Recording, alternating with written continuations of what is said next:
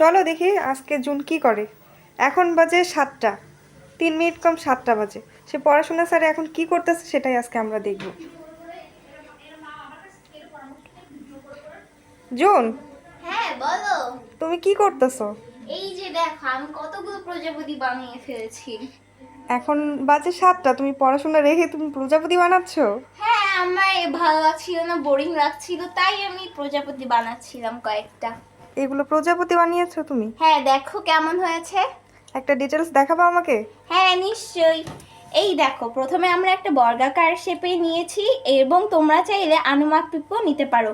আমি এখানে মাপ অনুযায়ী নিয়েছি 8 সেন্টিমিটার দৈর্ঘ্য এবং প্রস্থ নিয়েছি 7 সেন্টিমিটার।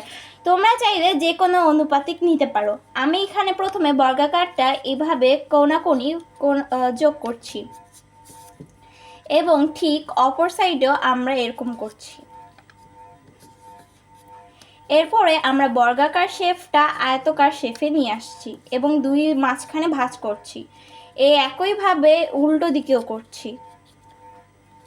এই দেখো ঠিক এইভাবে 8টা কোণা হয়েছে এবং আমরা এইখানে যে রয়েছে এই কোণা দুটো রয়েছে এবং এটা এভাবে সুন্দর মতো করে এটা ভাঁজ করতে হবে।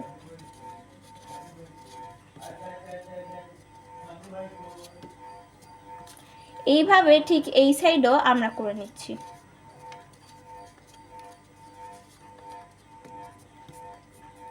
এবং এই কোণা দুটো আমরা এখন যোগ করে নিচ্ছি। এবার এই দুটো আমরা এখন উল্টো ভাঁজ করে এই সামনের দুটোকে এখন এইভাবে ত্রিভুজ আকারে করে নিচ্ছি।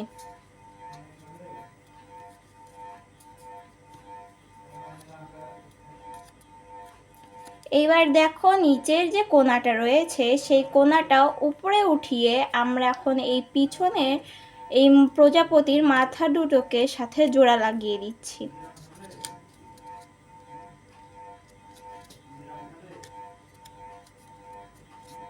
দেখো ঠিক কিভাবে হয়ে গেল। খুব সুন্দর হয়েছে তো। হ্যাঁ ধন্যবাদ তোমাকে, ওয়েলকাম। অনেক সুন্দর হয়েছে।